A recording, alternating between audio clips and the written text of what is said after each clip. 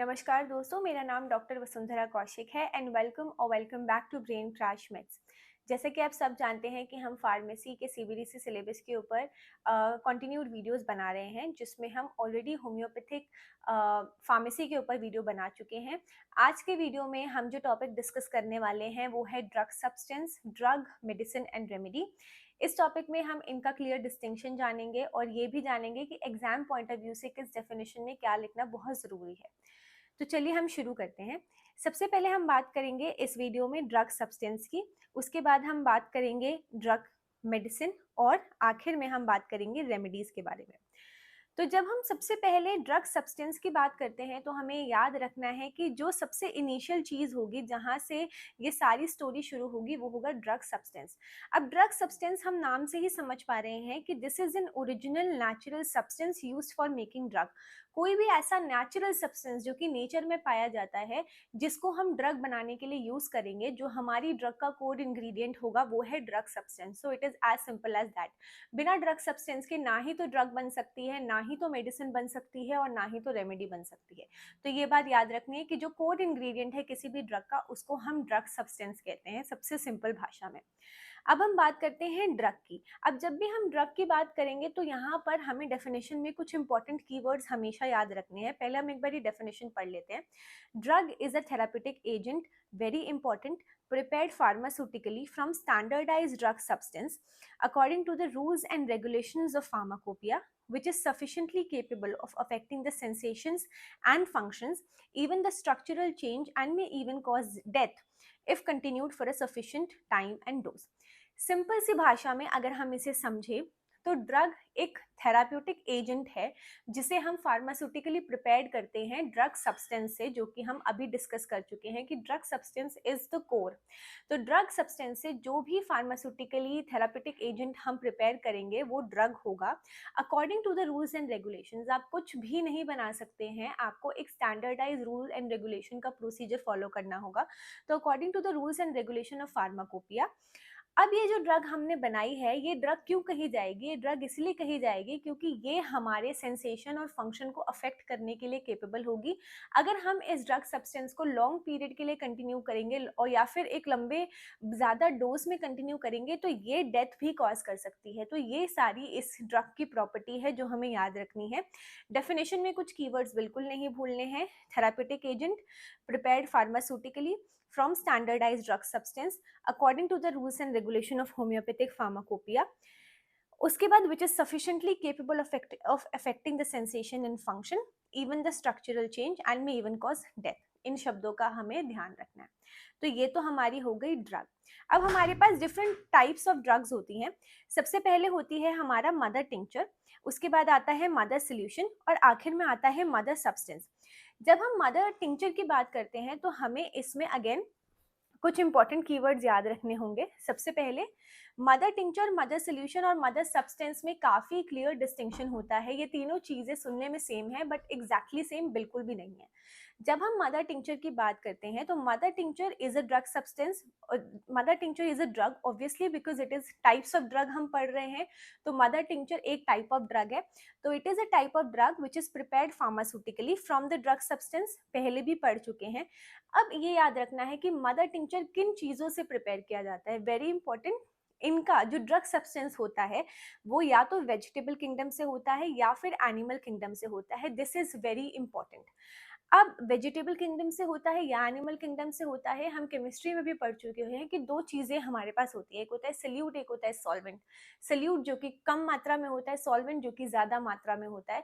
किसी भी चीज़ को घोलने के लिए यूजुअली हम सॉल्वेंट का इस्तेमाल कर सकते हैं। तो इसमें जो सॉल्वेंट होगा, मदर टिंक्चर जिन सॉल्वेंट में प्रिपेयर किया जाएगा वो होगा अल्कोहल। अल्कोहल के अलावा कोई और सॉल्वेंट नहीं होगा जब भी हम मदर टिंक्चर की बात करेंगे। ठीक है, तो by the process of emotion, maceration and percolation. तो मदर टिंक्चर बहुत ही ईजी है समझना। एक ड्रग है, एक टाइप ऑफ ड्रग है जिसमें हम वेजिटेबल या एनिमल किंगडम के ड्रग सब्सटेंस का यूज करेंगे और उसमें जो सॉल्वेंट यूज होगा वो होगा अल्कोहल, सिर्फ और सिर्फ अल्कोहल। उसके बाद हम बात करते हैं मदर सोल्यूशन की। मदर सोल्यूशन अगेन एक टाइप ऑफ ड्रग है, तो it is a drug pharmaceutically prepared from drug substance. अब इसमें जो मदर सोल्यूशन में जो ड्रग सब्सटेंस है वो हमें याद रखना है, वो या तो मिनरल किंगडम का होगा या फिर वो किसी केमिकल सोर्स का ड्रग सब्सटेंस होगा, ठीक है।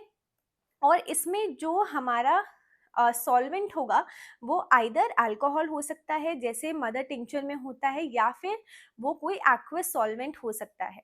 तो यहाँ पर एक्वस सॉल्वेंट यानी प्योरिफाइड वाटर या फिर अल्कोहल, इन दोनों चीज़ों में से कुछ भी हो सकता है।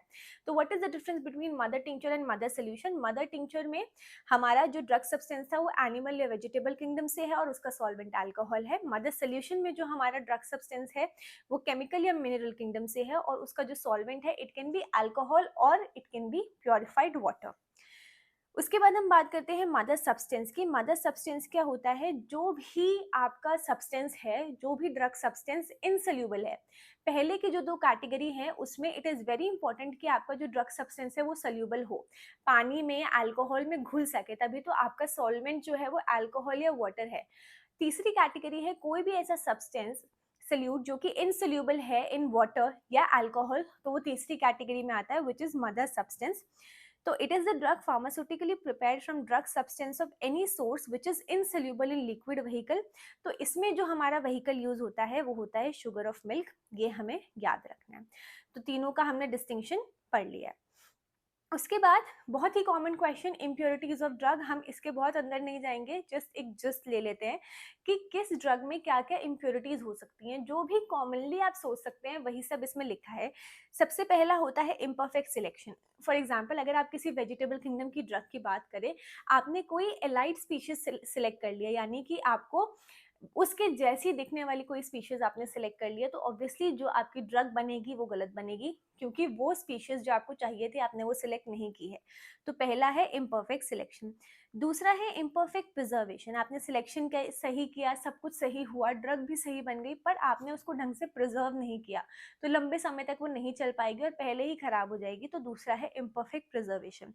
तीसरा है इम्परफेक्ट प्रिपरेशन। आपने प्रिपरेशन ही उसके गलत किया, तो आपने क्रूड ड्रग गलत चॉइस की ली, या फिर आपको जिस तरीके से उसका प्रिपरेशन करना था उस ड्रग का, आपने उस तरीके से वो प्रिपरेशन नहीं किया, तो ये भी आपकी ड्रग को इम्प्योर बना देगा। और चौथा और most common is adulteration. Adulteration का मतलब होता है मिलावट, जो कि कोई फार्मास्यूटिकल कंपनी ने कोई मिलावट की अपने फायदे के लिए, तो ऑब्वियसली जो ड्रग आपकी बनी वो इम्प्योर बनी। तो it is as simple as that. उसके बाद हमारे पास सेकेंड, हम अब पूरा ड्रग वाला पार्ट पढ़ चुके हैं। अब हमारे पास एक क्वेश्चन आता है, what is the difference between crude drug and low potency drug. तो सबसे पहले हम ये समझ लेते हैं कि क्रूड ड्रग क्या होती है। क्रूड ड्रग का मतलब है जो नेचुरली हमारे इन्वायरमेंट में पाई जाए, जिसमें कोई भी रिफाइनमेंट ना हो, नेचुरली इन्वायरमेंट में एग्जिस्ट करती है, हमने उसमें कोई भी चेंजेस नहीं किए हैं, तो वो क्रूड ड्रग है। It is as simple as that. तो क्रूड ड्रग क्या होती है? It is naturally occurring unrefined substance derived from plants, animals or minerals. Now what is the difference between crude drug and low potencies? अब देखिए, crude drug में हमने कोई भी रिफाइनमेंट नहीं की है, अभी मैं बता चुकी हूँ। जो लो पोटेंसीज ड्रग होती हैं ऑब्वियसली हमने उनको उनकी पावर को जो है वो बढ़ा दिया है ना, और हम उसमें थोड़े बहुत चेंजेस कर चुके हैं। तो इसमें लिखा हुआ है कि जो क्रूड ड्रग है और लो पोटेंसी ड्रग है उनमें बहुत ज़्यादा क्लियर कट डिफरेंस है। कैसे? इवन दो क्रूड ड्रग में भी वही मॉलिक्यूल है जो कि लो पोटेंसी ड्रग्स में है, बट ये डिफरेंस कहाँ पर है ये हम पढ़ते हैं। In crude drug form drug molecules are packed tightly, often their bonds saturated due to interaction with various other molecules, hence they are not free to exhibit all their potentials.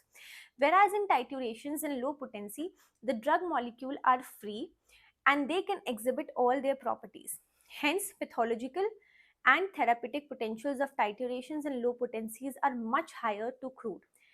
ठीक है, तो ये देखिए, ये बोलना चाहते हैं कि क्रूड ड्रग में जो मॉलिक्यूल्स हैं वो बहुत ज़्यादा टाइटली पैक्ड है, तो जो क्योंकि वो टाइटली पैक्ड है वो अपना एक्शन उतने अच्छे से नहीं दिखा पाएंगे। ऑन दी अदर हैंड जो लो पोटेंसी है, क्योंकि हमने उनका टाइट्यूरेशन किया है या हमने उनको किसी और तरह से हमने उनकी पावर बढ़ाई है, तो उसके जो मॉलिक्यूल हैं वो फ्री हैं। तो जब वो फ्री हैं या वो आयोनाइज्ड हैं हम केमिस्ट्री में भी पढ़ते हैं 11th-12th में, तो वो आयोनाइज है तो वो अपना पोटेंशियल बेटर वे में दिखा पाएंगे और बेटर वे में एक्ट करेंगे as compare to crude drug. So that is the difference between crude drug and low potency drug. अब इसमें एग्जाम्पल दिया हुआ है कि साइलिशिया जो है क्रूड ड्रग, वो उसमें डिफरेंस है, और साइलिशिया 3x जो कि उसकी लो पोटेंसी है उसमें डिफरेंस है. Obviously the low potency will be better to act. Okay, now medicine. Second third part जो हमारा है, हमने ड्रग सब्सटेंस पढ़ लिया, हमने ड्रग पढ़ लिया, अब हम पढ़ रहे हैं मेडिसिन. तो मेडिसिन अगर मैं सिंपल भाषा में बताऊं तो जब भी आप किसी ड्रग सब्सटेंस को, जब भी आप किसी ड्रग को एक हेल्दी ह्यूमन बीइंग पे प्रूव कर देंगे, हर एज ग्रुप में प्रूव कर देंगे, दोनों सेक्स में प्रूव कर देंगे, ठीक है, हर तरह के कॉन्स्टिट्यूशन में आप उस ड्रग को प्रूव कर देंगे, तो वो प्रूवन ड्रग मेडिसिन बन जाएगी. सिंपल भाषा में यही है कि जब आप किसी ड्रग को हर एज ग्रुप में, हर कॉन्स्टिट्यूशन में, दोनों सेक्सेस में प्रूव कर देंगे तो वो मेडिसिन बन जाएगी. अब प्रूव करने का क्या मतलब है? प्रूव करने का मतलब ये है कि हम सबसे पहले ये ध्यान रखना है कि होम्योपैथी में जो है हम हेल्दी इंडिविजुअल्स पर प्रूव करते हैं, यानी कि हेल्दी इंडिविजुअल को ड्रग देते हैं और वो जो सिम्टम्स बताता है वो हम अपने मटीरिया मेडिका में नोट करते हैं. सो दैट इज कॉल्ड प्रूविंग. अब प्रूविंग से वो ड्रग जो बनी वो बन गई मेडिसिन. तो यही यहाँ पर लिखा है, when a drug has been potentized homeopathically and proved on healthy human beings, very important, in both sexes, very important, all ages, very important, different constitution, very important, producing abnormal signs and symptoms is called medicine. So when you prove a drug on healthy human being, it is called as medicine. वो सारे symptoms हम note करते हैं, ठीक है. अब नीचे बताया हुआ है कि किन किन चीज़ों को, किन किन ड्रग्स को आप होम्योपैथिक मेडिसिन कहेंगे. सबसे पहले हर एक ड्रग को होम्योपैथिक मेडिसिन कहेंगे जो कि हैनीमन स्टैंडर्ड बुक में दी गई है, down to the present day authority. अब देखिए, अब जैसे कि मैं बता रही हूँ कि हमारे पास जितनी भी मटीरिया मेडिका है या एलन स्किनोड का हम सबसे कॉमन एग्जांपल ले सकते हैं, उसमें जितने भी सिम्टम्स हैं वो कहाँ से आए हैं? वो हेल्दी ह्यूमन बींग्स पे प्रूव किए गए सिम्टम्स है, वेरी इंपॉर्टेंट, ठीक है. और उसके बाद वो सिम्टम्स भी हैं जो कि जब सिक इंडिविजुअल को वो ड्रग दी गई तो वो सिम्टम क्योर हुए, भले ही वो हेल्दी इंडिविजुअल में नहीं प्रूव हुए, बट जब सिक इंडिविजुअल को प्रैक्टिस में वो ड्रग दी गई तो वो सिम्टम उसने क्योर किए.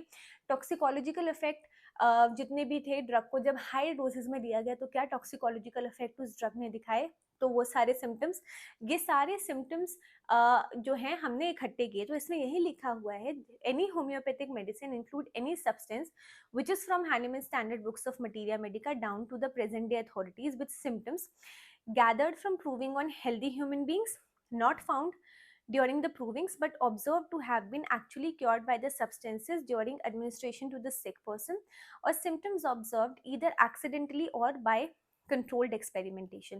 तो यही सब बता रहा है कि कैसे सिम्टम आए, जो कि मैं आपको बता चुकी हूँ कि कैसे सिम्टम आए, वही सारे हमने होम्योपैथिक मेडिसिन में, हमारे जो बुक्स हैं उसमें वही सारे सिम्टम्स लिखे हुए हैं. तो ये हो गया मेडिसिन.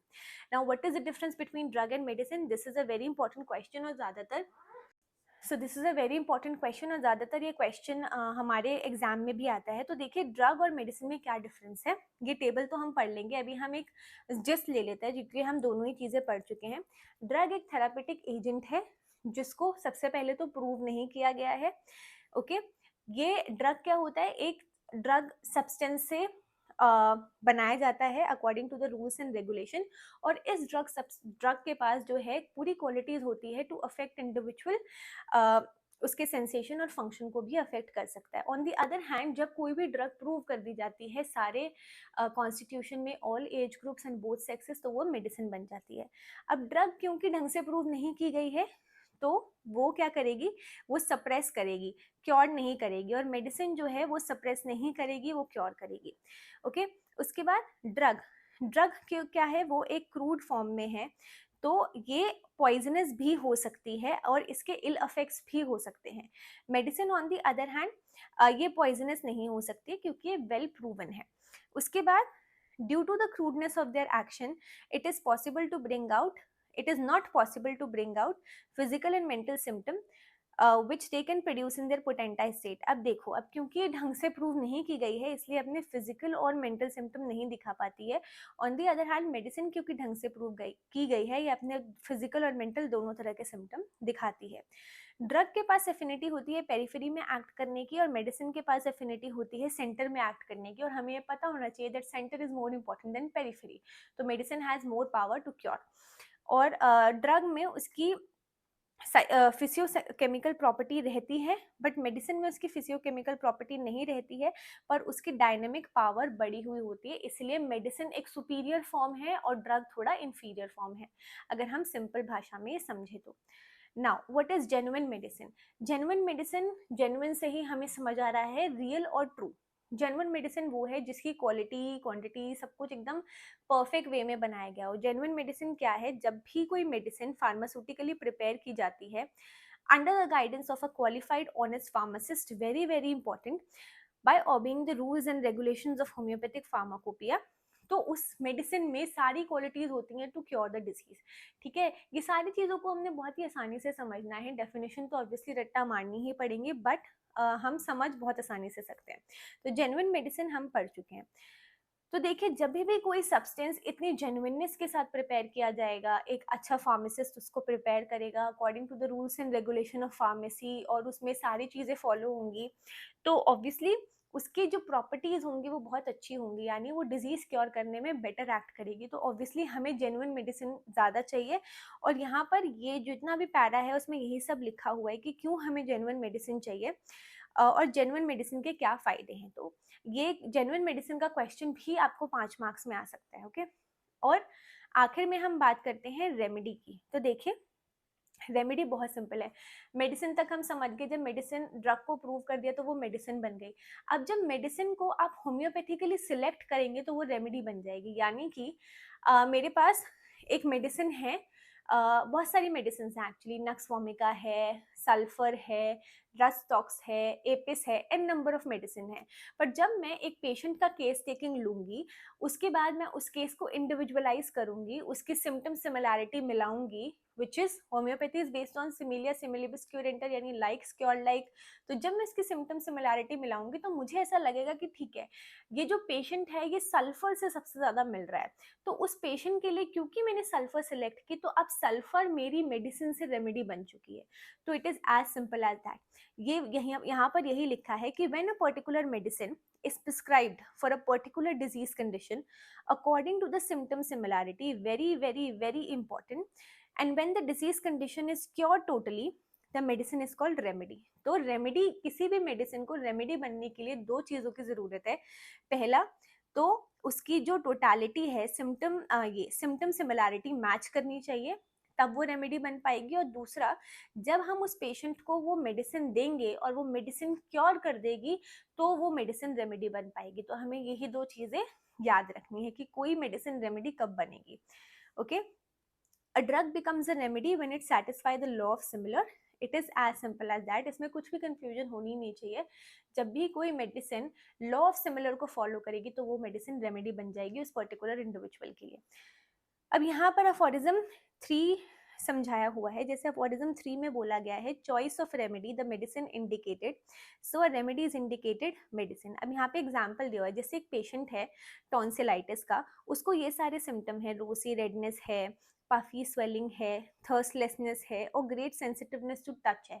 अब टॉन्सिलाइटिस के लिए बहुत सारी मेडिसिन है मेरे पास, बट मुझे क्या लगा कि ये जो सारे सिम्टम पेशेंट एग्जिबिट कर रहा है, ये सब सारे सिम्टम्स तो एपिस में है, तो एपिस मैंने उस पेशेंट को दी। अब वो सिम्टम सिमिलैरिटी भी हो गई कि एपिस के सिम्टम और पेशेंट के सिम्टम मैच कर रहे हैं, यानी drug symptom and patient symptomatology match कर रही है। तो पहला क्राइटेरिया टिक हो गया कि सिम्टोमेटोलॉजी मैच कर रही है, तो हाँ ये रेमेडी है। दूसरा, जब मैंने पेशेंट को रेमेडी दी तो पेशेंट क्योर हो गया, तो ये दूसरा क्राइटेरिया भी टिक मार्क हो गया कि मेडिसिन देने के बाद पेशेंट क्योर हो गया। तो इसलिए इस केस में जो है रेमेडी होगी वो एपिस होगी। Okay, now short acting remedy, long acting remedy, deep acting remedy और पॉलीक्रेस रेमेडी। शॉर्ट एक्टिंग रेमेडी नाम से ही समझ आ रहा है, जो छोटे पीरियड के लिए काम करे और उसके बाद उसका जो असर है वो बंद हो जाए, सिंपल। डीप एक्टिंग रेमेडी, जिसका असर बहुत लंबे समय तक रहे, तो आप उसमें फ्रीक्वेंट रिपीटेशन नहीं कर सकते हो क्योंकि उसका असर बहुत लंबे समय तक है, तो वो डीप एक्टिंग रेमेडी है। और पॉलीक्रेस रेमेडी होती है जिसमें प्रूविंग्स में बहुत वाइड रेंज ऑफ सिम्टम्स मिलते हैं, यानी हर सिस्टम को वो कवर करती है, रेसिपी को भी कवर कर रही है, फीमेल को भी कवर कर रही है, मेल को भी कवर कर रही है, सारे सिम्टम्स को कवर कर रही है, तो वो पॉलीक्रेस रेमेडी होगी। पॉलीक्रेस मतलब बहुत सारे डायरेक्शंस में एक बॉडी में एक्ट कर रही है, बहुत सारे सिम्टम्स पर एक्ट कर रही है, तो वो पॉलीक्रेस रेमेडी होगी। यहाँ पे एग्जाम्पल्स दिए हुए हैं, ये आप पढ़ सकते हैं। उसके बाद हम बार बार ये शब्द बोल रहे हैं सिमिलिमम सिमिलिमम सिमिलिमम। सिमिलिमम का मतलब क्या होता है? सिमिलिमम का मतलब होता है सिमिलर। आप ये पढ़ सकते हैं सारा, ओके। अब बेसिकली सिमिलिमम से हमारा क्या मतलब है? सिमिलर्स, लाइक क्योर्स लाइक, यानी कि जो डिजीज का ड्रग पिक्चर है, जो जो ड्रग के सिम्टम्स हैं वही सारे सिम्टम्स पेशेंट के होने चाहिए, तभी वो ड्रग उस पेशेंट को क्योर करेगी। अगर ड्रग के सिम्टम्स पेशेंट के सिम्टम्स से मैच नहीं करते हैं तो वो ड्रग पेशेंट को क्योर नहीं करेगी। यही सब इस पूरे पैराग्राफ में लिखा हुआ है, which is similimum. So I hope you like this video, और आगे भी आप मुझे सजेस्ट कर सकते हैं कि मैं कौन से टॉपिक्स पर वीडियो बनाऊं। ऑल्दो हम कोशिश करेंगे कि हम पूरा CBDC का सिलेबस कवर करें। So thank you very much for watching and all the best.